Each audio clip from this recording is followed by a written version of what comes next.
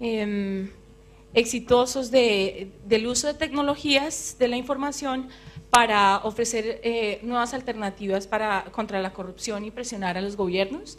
Mi nombre es Mónica Pachón, yo soy profesora de la Universidad de los Andes y soy directora del programa Congreso Visible de la misma universidad. Voy a presentarles a los miembros del panel. Esa agachada estuvo difícil. Bien. Muy bien, entonces voy a presentarles a los miembros del panel. Está David Sasaki, que es consultor de los programas de América Latina Información del Open Society. También trabaja con la iniciativa de información cívica, ¿cierto? Y está también muchas veces evaluando y documentando los casos exitosos de la lucha contra la corrupción o de proyectos que tratan de luchar contra la corrupción. Fue editor para Global Voices y también director de Rising Voices. También está Ana Bascuñán, quien es abogada de la Universidad Alberto Hurtado, es actual directora del proyecto Vota Inteligente de la Fundación Ciudadano Inteligente. Está acompañándonos Vasco Furtado, quien es profesor científico y profesor en computación de la Universidad de Fortaleza. Tiene un doctorado en inteligencia artificial de la Universidad de Marsella, con postdoctorado en Stanford. Y su investigación está especialmente relacionada con la seguridad pública. Y está finalmente Eduardo Leoni, que es candidato a doctorado de la Universidad de Columbia en ciencia política. Ha hecho investigaciones sobre política comparada, básicamente ha trabajado mucho el tema de partidos y elecciones y legisladores. Es cofundador con César Zucco del proyecto Congreso Abierto. Y pues básicamente entonces los dejo en manos de ellos. Vamos a hacer unas presentaciones cortas, perdón por comenzar tan tarde, pero bueno, ya comenzamos, entonces empezamos con David Sasaki.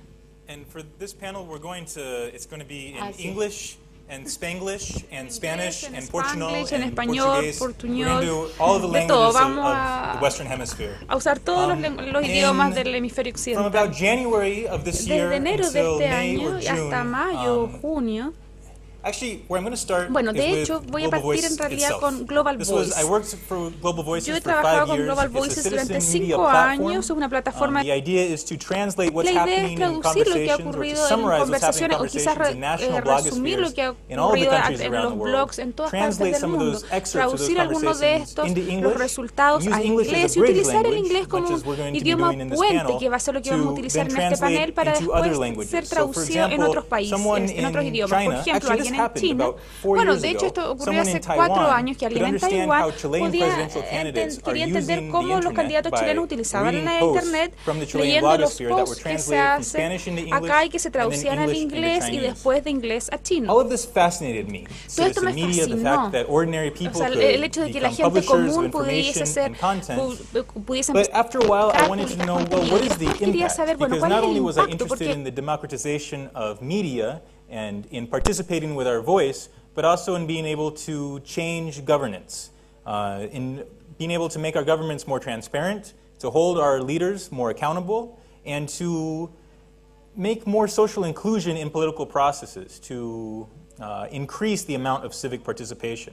So from January until June of this year, I did a study. And rather than just doing a typical kind of study that a lot of consultants do, where some foundation pays you money and you lock yourself away in an office and you just look at a lot of websites and you write and you write and you write and send a lot of emails. Rather, I wanted to create a network of people who are based in various countries around the world, so they have a much better idea of the political process, de los of the procesos political reality políticos, that's de in la their realidad countries, política and how de people cada are país y using ver cómo local la gente technologies or utilizaba how la they're tecnología a appropriating nivel local global o cómo se platforms estaban to try to apropiando do de las these three plataformas things. para tratar de hacer estas tres cosas, que los gobiernos sean más transparentes, con el uso de la información pública, hacer a sus líderes más responsables y además, por otra parte, aumentar la participación. Después de meses de investigación descubrimos que había tendencias respecto de cómo se utilizaban estas herramientas.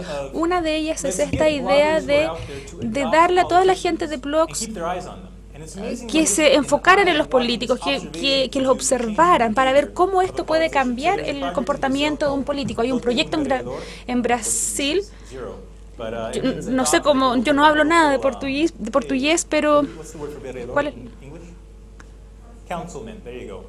Como consejeros. Y es un proyecto con un título que me gusta mucho. Dejemos de hacernos pendejos, que es la misma idea. En el fondo uno observa a un político y escribe qué es lo que está haciendo estas personas.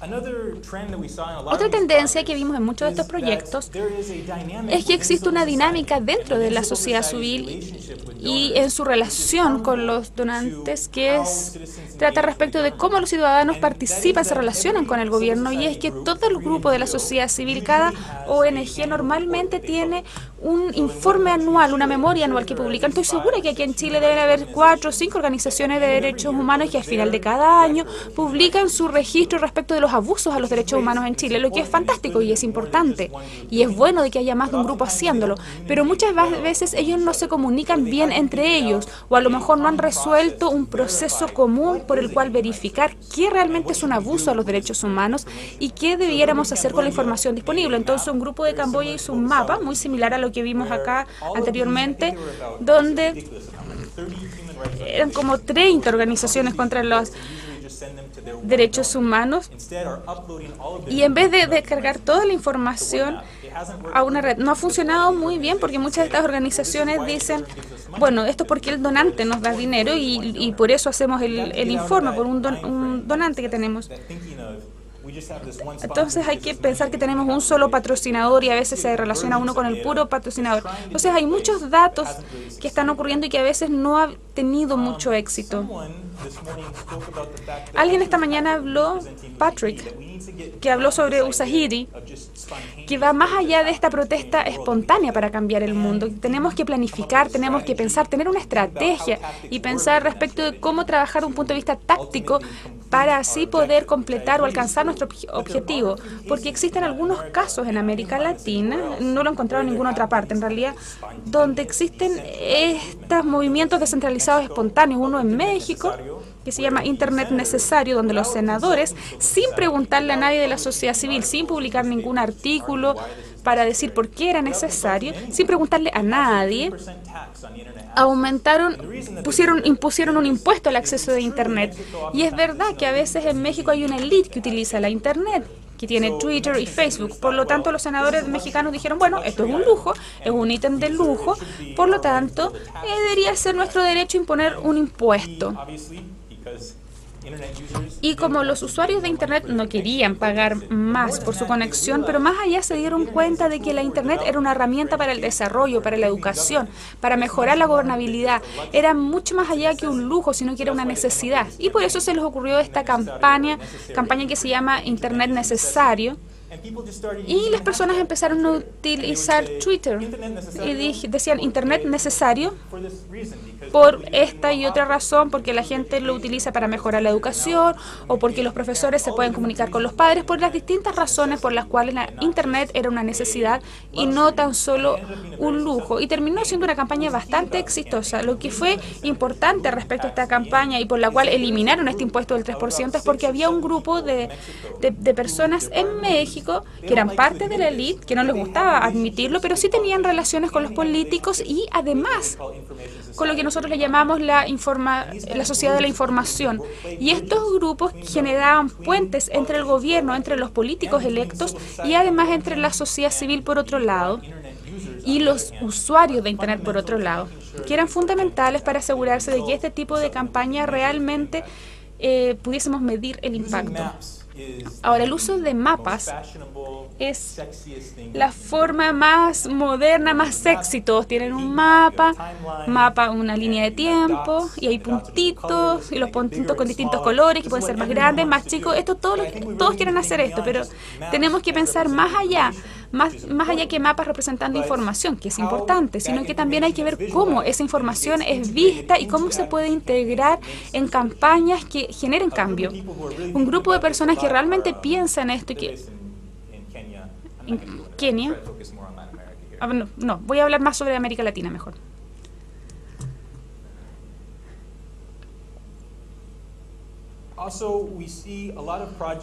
Hay muchos proyectos además en América Latina respecto al monitoreo del presupuesto y creo que esto es algo, si bien vemos muchos proyectos acá, es algo que tenemos que hacer mucho más. Manuel, no está acá, pero en Bahía hay un sitio que toma el presupuesto y lo hace público. Muchas veces el gobierno dice, sí, no, nosotros publicamos el presupuesto pero en documento PDF, pero a veces tiene una contraseña o tiene otros archivos, entonces uno no puede analizar bien la información. No se puede leer 300 páginas de un presupuesto, pero a veces no se puede comparar ni hacer un seguimiento respecto de dónde específicamente se gastan los dineros, en qué los gastan los vecindarios, en las comunidades, qué relaciones podrían haber y qué influencian a los políticos en su actuar.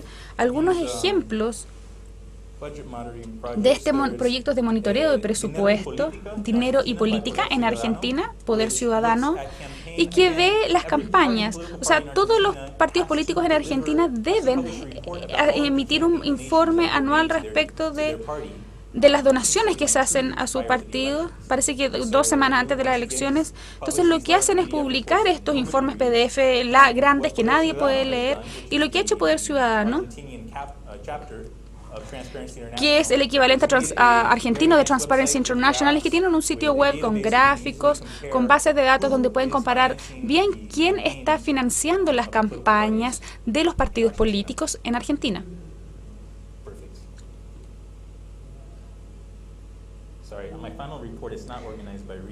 Bueno, mi informe en realidad no está organizado por regiones, sino que por temas. Bueno, tenemos el monitoreo de presupuesto, como dije, y el monitoreo de elecciones, que es lo último que voy a ver. Todo esto está disponible en el sitio web que Felipe mostró anteriormente, transparency.globalvoices.org.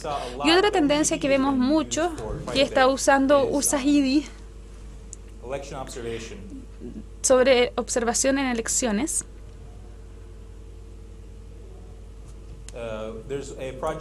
Hay un proyecto en México que se llama Cuidemos el Voto. Es una de las primeras instancias para utilizar USAID, quizás fue la primera, para poder monitorear los votos.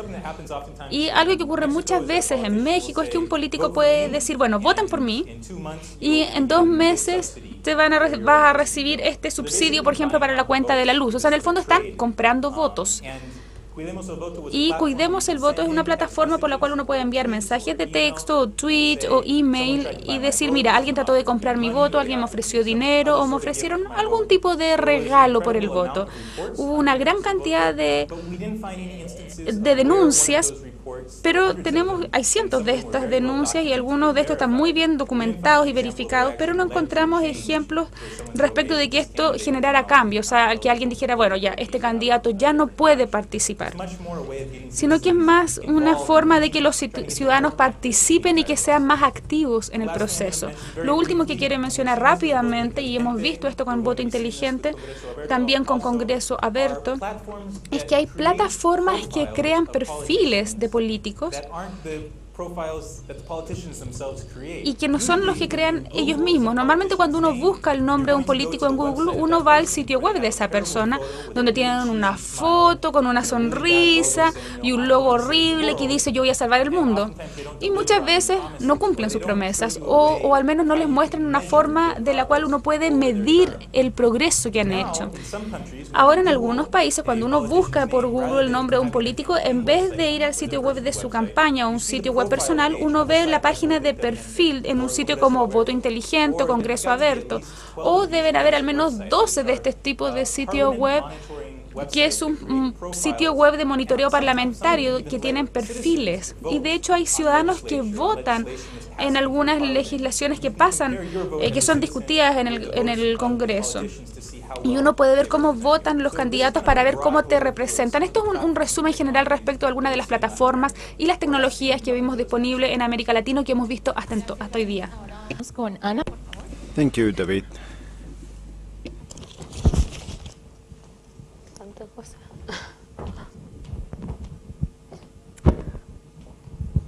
Muchas gracias.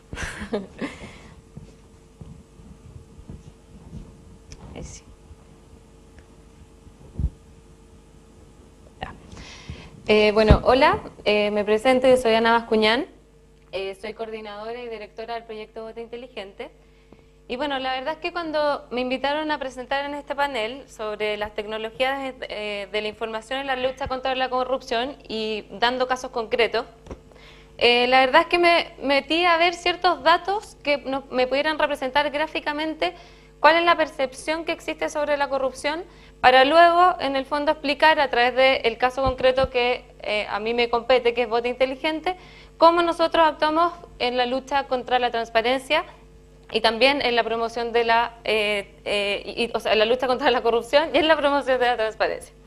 En esa búsqueda la verdad es que me encontré con un dato que es bien interesante y que, me imagino que ya muchos de ustedes lo deben conocer. Estos datos se dieron a la luz pública en octubre o hace pocas semanas, y son unos datos de Transparencia Internacional que en el fondo lo que muestran es que el 75% de 178 países incluidos en la medición del índice de percepción presentan una alta percepción sobre la corrupción. Y en este gráfico, en el fondo, en este mapa, se ve claramente porque el rojo es el color que en el fondo representa a los países que tienen mayores índices de percepción de corrupción. Y la verdad es que me llamó la atención porque el gráfico, este mapa es entero rojo, digamos. Y a medida que se van aclarando, estamos acercándonos más a los países donde existe menos percepción de la corrupción. Entonces, la verdad es que me pareció interesante mostrarlo en esta oportunidad porque, a ver, si bien todos sabemos que la corrupción existe en todas partes, por lo menos la percepción que hay en todo el mundo es que los índices son muy altos. Bueno, respecto a Chile, ¿qué pasa respecto a Chile respecto a los índices de percepción de la corrupción? La verdad es que Chile avanzó este año, mejoró en los niveles de percepción que existe por parte de la ciudadanía. Y avanzó del lugar 25 al 21, por lo tanto estamos en los top 25. Si bien esto obviamente es un punto positivo, ya que veníamos en el fondo bajando nuestro puntaje hace 5 años, la verdad es que tampoco es un tema del cual nos podemos sentir satisfechos, ya que en el fondo existe todavía una alta percepción de corrupción, pero también creo que no podemos dejarle esta responsabilidad solo a los gobiernos, a las instituciones públicas y privadas, sino que también a los ciudadanos les corresponde un rol súper activo en este problema, digamos. Y en este contexto nace Voto Inteligente el año 2009. ¿Ya? O sea, estamos en un contexto en el cual existen altos índices de percepción de corrupción y resulta que Voto Inteligente, que es el primer proyecto de la Fundación Ciudadano Inteligente, que es una organización de la sociedad civil y por lo tanto es un proyecto que nace desde la sociedad civil, desde la ciudadanía, se creó esta herramienta web que en el fondo partió monitoreando las elecciones presidenciales el año pasado y luego desde este año, desde marzo, continuamos monitoreando el Parlamento. ¿Ya? Es decir, el trabajo que realizan nuestros diputados y nuestros senadores en el Poder Legislativo. En este sentido, el trabajo que nosotros hemos realizado lo hemos hecho poniendo énfasis en 3 focos, digamos, en 3 focos centrales. Primero, hemos buscado disminuir las asimetrías de información, ya que creemos que la información es fundamental para que los ciudadanos puedan actuar, digamos. Segundo, hemos intentado promover la participación activa y responsable de los ciudadanos y también fomentar la transparencia y sobre todo el acceso a la información pública. Bueno, como el foco de atención de Voto Inteligente se centra en el Congreso, les quería también dar algunos datos de percepción de corrupción que existe en el Congreso. Resulta que a pesar de que el Congreso es el órgano por esencia representativo, el país y la ciudadanía considera el Poder Legislativo uno de los órganos en el cual percibe que existe mayor corrupción. O sea, aquí se pone, en el que creen que existe más corrupción es en los partidos políticos y luego lo sigue el Congreso. Entonces, claro, es un tema un poco grave, creo, porque es el órgano por esencia representativo de los ciudadanos. Y también pasa esto, aquí hay otro gráfico que es del Instituto Nacional de la Juventud y que también indica lo mismo, o sea, que en el fondo la juventud en una de las instituciones en que más desconfía es en el Congreso Nacional. Bueno, en ese sentido, en Voto Inteligente estamos convencidos de que la información es un mecanismo esencial para que los ciudadanos puedan participar, observar, monitorear, estar alertas y también para generar y promover debates y fortalecer los debates más informados, ¿ya? Esto también creemos que contribuye, o sea, tener más información contribuye también a que como los ciudadanos pueden estar más